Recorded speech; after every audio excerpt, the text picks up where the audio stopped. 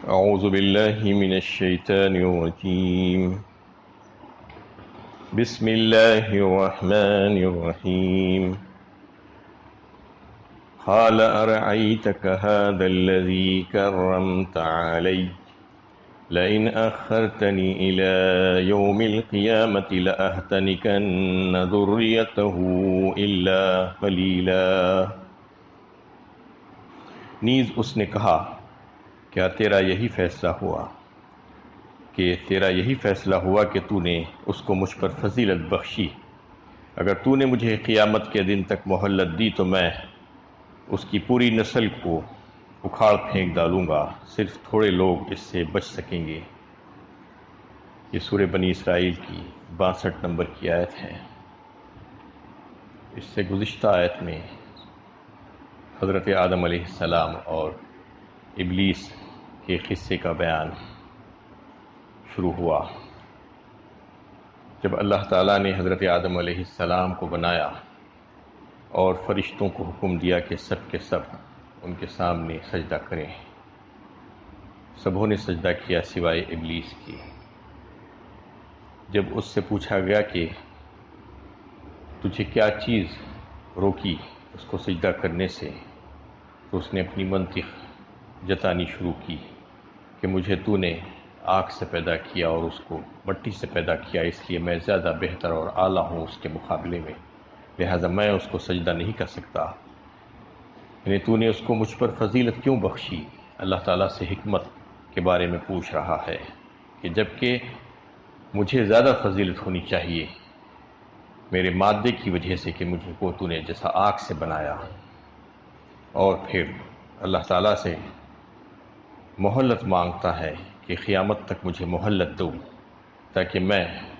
ان سے دشمنی نکالوں اور ان کی پوری نسلوں کو تباہ و برباد کر دوں، اکھاڑ کر پھینک دوں، سوائے تھوڑے لوگوں کے جو اس سے بچ سکیں گے۔ ابلیس کا یہ اعتراض اللہ تعالیٰ کے اس فیصلے پر تھا کہ جس کے مطابق آدم علیہ السلام کو زمین کا خلیفہ بنایا گیا۔ آدم علیہ السلام کو زمین کا خلیفہ بنانے کا مطلب یہ تھا کہ اب انسانوں کو اللہ تعالیٰ حکومت عطا فرمائیں گے زمین میں، اور اللہ تعالیٰ کے احکامات کو نافذ کیا جائے گا ان انسانوں کے ذریعے سے، لہٰذا ان کی بات ماننی پڑے گی سب کو، سارے فرشتوں کو اور دیگر مخلوقات کو۔ اس لیے اللہ تعالیٰ نے ان کو مسجود ملائکہ بنایا کہ آج سے تم ان کے تابع رہو گے، وہ جو بھی کریں گے ان کا ساتھ دینا، ان کا تعاون کرنا، ان کی مدد کرنا۔ اس لیے فیصلہ کیا گیا کہ اس کو سجدہ کرایا جائے، لیکن سبوں نے سجدہ کیا اللہ کا حکم مان کر سوائے ابلیس کے۔ اور آدم علیہ السلام کو یہ اعزاز بخشا گیا کہ سب نے ان کو سجدہ کیا، فرشتے بھی۔ اس اعتراض کا ابلیس کو یہ حق نہیں تھا کہ اس نے جو اعتراض کیا یہ صحیح بھی نہیں تھا۔ اللہ تعالیٰ کو اختیار ہے کہ وہ اپنی جس مخلوق کو چاہے افضلیت بخشیں، جو چاہیں درجہ عطا فرمائیں، اس پر کسی کو اعتراض کا کوئی حق پہنچ ہی نہیں سکتا۔ پھر اللہ تو علیم و خبیر ہیں، اللہ تعالیٰ کے فیصلے سارے کے سارے علم و حکمت سے پر ہوتے ہیں۔ اب اگر ابلیس پر یہ حکمت واضح نہیں ہوئی یا اس کی سمجھ میں اس کی مصلحت نہیں آ سکی تو یہ بات کس طرح صحیح ہو سکتی ہے کہ اللہ کے فیصلے ہی کو غلط قرار دے دیا جائے؟ اور دوسری بات یہ کہ اس نے اللہ تعالیٰ سے مہلت مانگی، اللہ تعالیٰ نے اس کو مہلت عطا فرمائی، اور پھر اس نے اسی وقت اللہ تعالیٰ کے سامنے یہ وعدہ بھی کر ڈالا کہ میں سب کو اکھاڑ پھینکوں گا، ان کو تباہ کروں گا، ان کو برباد کروں گا اور ان کو راستے سے ہٹاؤں گا۔ یہ کس بنیاد پر اس نے کہا تھا؟ آخر اس کو کیسے پتہ چلا؟ کیونکہ ابلیس کو اندازہ ہوا کہ جذبات اور خواہشات رکھنے والا یہ انسان جس کو بنایا جا رہا ہے، جب فائدوں اور لذتوں والی دنیا اس کے سامنے پرکشش ماحول لائی جائے گی اور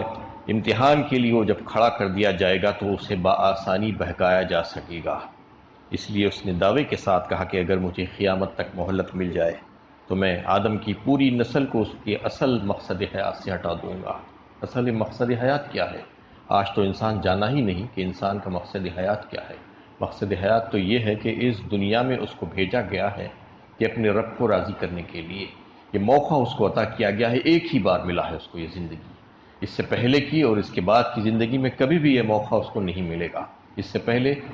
جب وہ اس کا کوئی وجود نہیں تھا اور جب وجود بن رہا تھا اس وقت بھی ماں کے پیٹ میں، اس وقت بھی اس کو کوئی عمل کی اجازت نہیں تھی۔ عمل کی اجازت صرف اسی دنیا میں ہے۔ اس کے بعد جب یہاں سے مر کر منتقل ہوگا قبر میں اور برزخ میں، تو وہاں پر بھی اس کو کوئی عمل کی اجازت نہیں ملے گی آخرت تک، جب تک کہ محشر قائم نہ ہو جائے، اس وقت پھر حساب و کتاب ہوگا۔ تو عمل کی اجازت صرف یہیں پر ہے،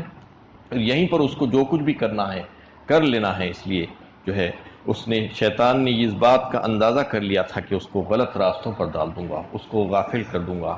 بس تھوڑے ہی لوگ ہوں گے جو میرے فریب میں نہیں آئیں گے، یہ اس نے وعدہ کر لیا اللہ تعالیٰ کے سامنے۔ قال اذهب فمن تبعك منهم فإن جہنم جزاؤكم جزاء موفورا، فرمایا جا، ان میں سے جو بھی تیرے پیچھے چلیں گے تو جہنم ہی میں تم سب کے لیے پوری سزا ہے۔ اللہ تعالیٰ نے فرما دیا کہ اچھا ٹھیک ہے، چلا جا، تجھے جو کرنا ہے کر لے، لیکن تو اور تیرے ساتھ جتنے بھی لوگ تیری اتباع کریں گے، تیرے پیچھے چلیں گے، ان کا ٹھکانہ سوائے جہنم کے اور کچھ نہیں ہوگا۔ ان عبادی لیس لک علیہم سلطان الا من اتبعک من الغاوین وان جہنم لموعدہم اجمعین لہا سبعۃ ابواب لکل باب منہم جزء مقسوم۔ سورہ ہجر 14ویں پارے میں اللہ تعالیٰ نے فرمایا کہ جو میرے بندے ہوں گے ان پر تیرا زور نہیں چلے گا، اور جو تیری اتباع کریں گے وہ سرکش ہوں گے، تیرے کو ماننے والے سرکش ہوں گے، اور ان کا اور تم سب کا ٹھکانہ جمع ہونے کی جگہ وَإِنَّ جَهَنَّمَ لَمَوْعِدُهُمْ أَجْمَعِينَ لَهَا سَبْعَةُ أَبْوَابٍ، وہ 7 دروازے ہوں گے جس میں سے تم لوگ داخل ہوگے، لِكُلِّ بَابٍ مِّنْهُمْ جُزْءٌ مَقْسُومٌ، اور ہر دروازہ ایک ایک کے لیے مختص ہوگا۔ تو اللہ تعالیٰ نے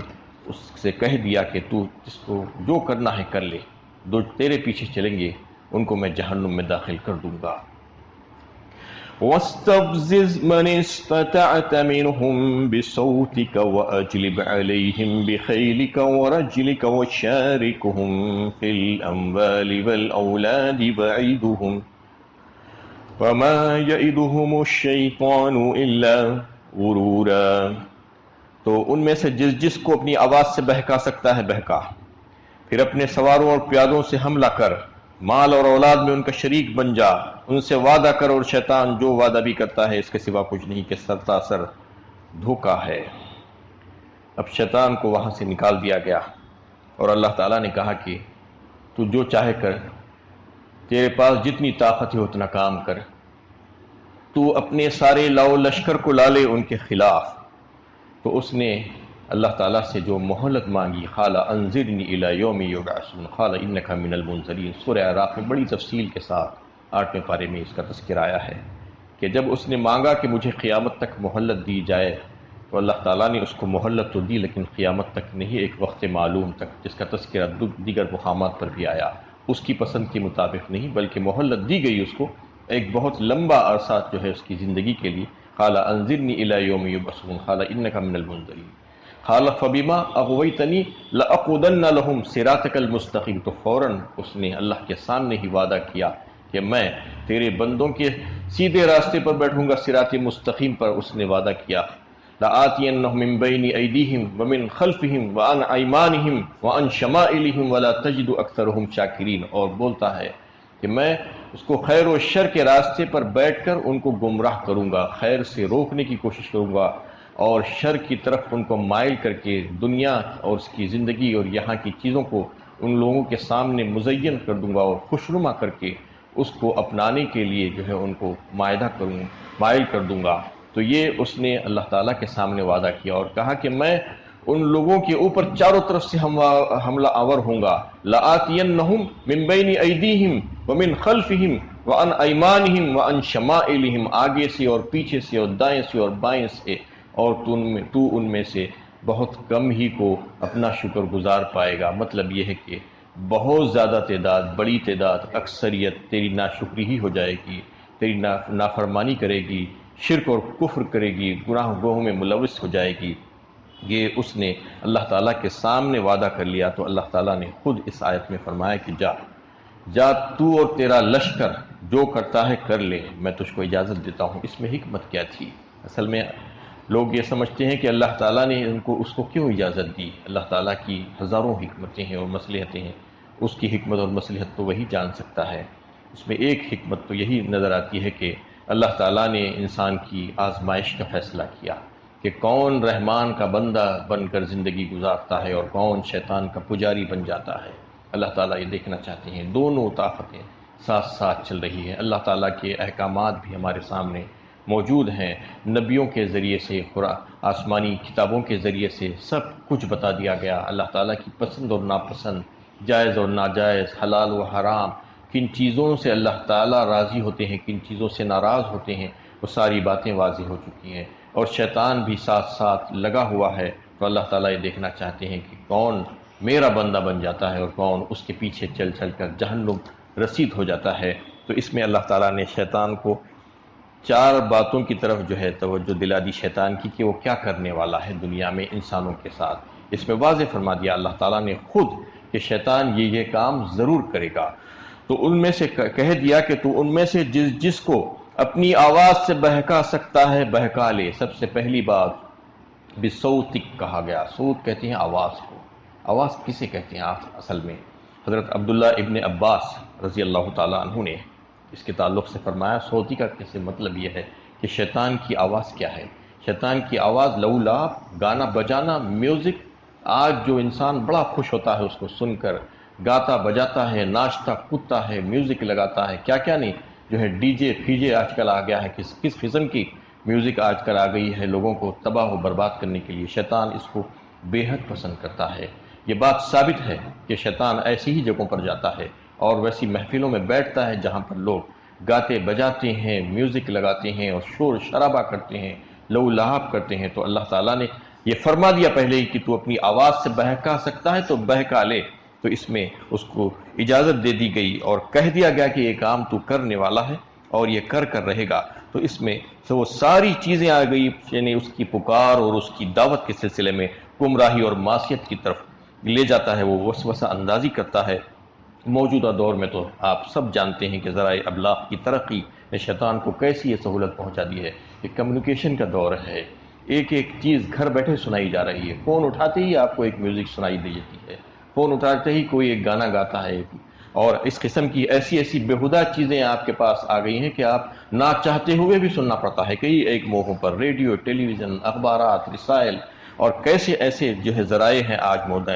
دنیا میں، آج کی اس کی آواز دنیا میں گوشے گوشے تک پہنچانے کے لیے جو ہے یہ انتظامات ہو گئے ہیں اور پہنچ رہی ہے، روز بروز اس کا شور شرابہ بڑھتا ہی جا رہا ہے۔ تو یہ اس کی آواز تھی۔ اللہ تعالیٰ نے اس کے تعلق سے پہلے ہی فرما دیا تھا کہ تو جا اور اپنی آواز سے جن کو بہکا سکتا ہے بہکا۔ اس نے بہکایا، آج اکثریت کو اپنے غلے میں لے لیا اور ان سے یہ کام کروا رہا ہے۔ وَأَجْلِبْ عَلَيْهِمْ بِخَيْلِكَ وَرَجْلِكَ، اور دوسری بات اللہ تعالیٰ نے فرمائی کہ تو اپنے سواروں اور پیادوں سے حملہ کر۔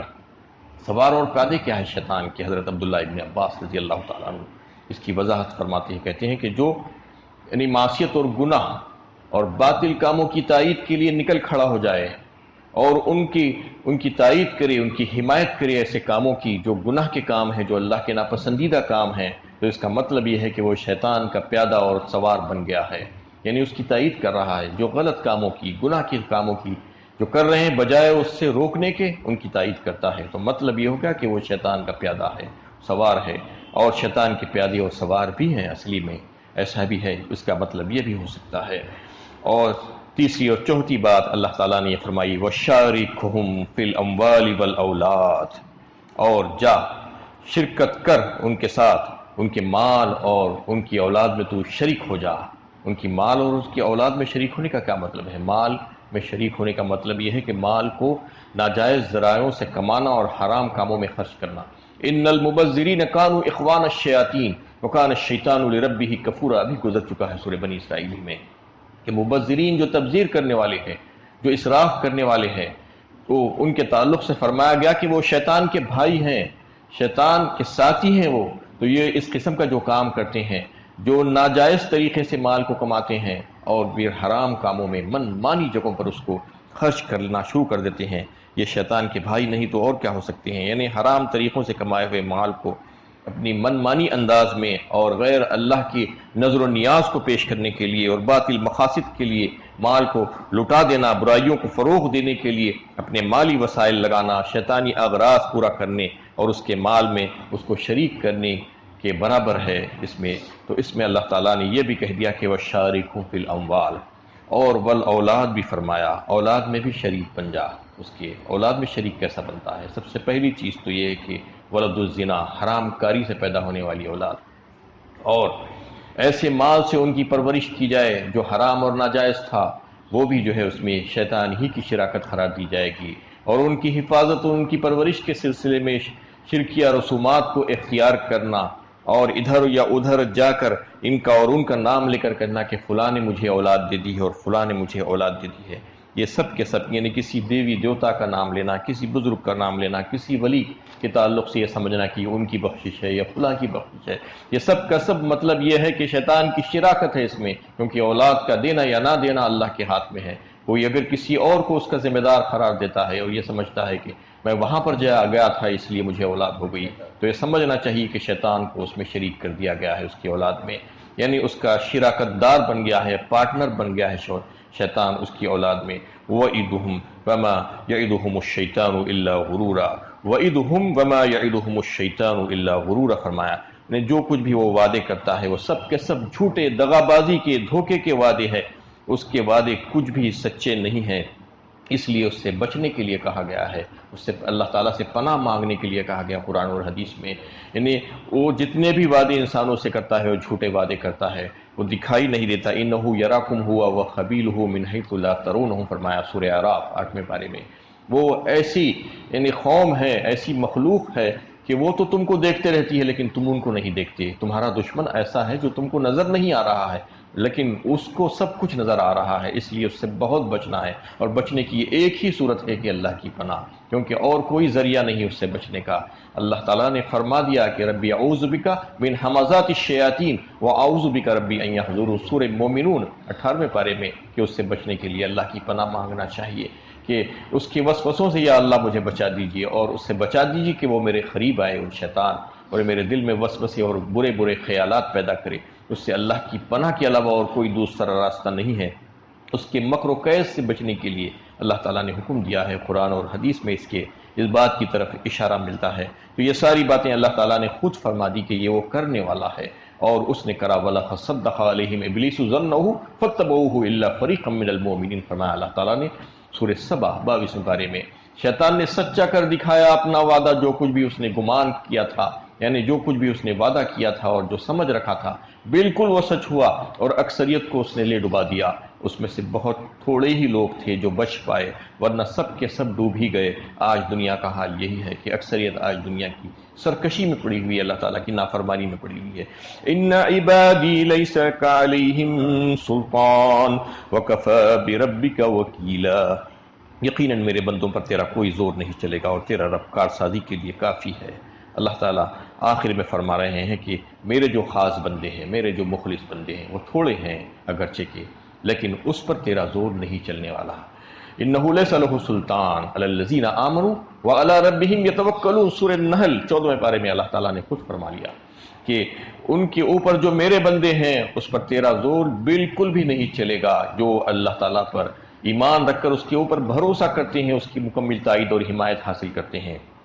اور اسی کی بات مانتے ہیں، تیری بات نہیں مانتے، تو میرے مخلص مومن بندے ہیں، ان کے اوپر تیرا زور بالکل بھی نہیں چلے گا۔ وَكَفَى بِرَبِّكَ وَكِيلًا، اور تیرا رب کارسازی کے لیے کافی ہے کہ ان کی مدد وہ فرماتا ہے، اور اس کے علاوہ جتنے بھی تیرے پیچھے چلنے والے ہیں، تیری اتباع کرنے والے ہیں، تیری بات ماننے والے ہیں، وہ سب کے سب جہنم رسید ہونے والے ہیں۔ اللہ تعالیٰ سے دعا ہے کہ اللہ تعالیٰ ہمیں صحیح علم و عمل کی توفیق عطا فرمائے۔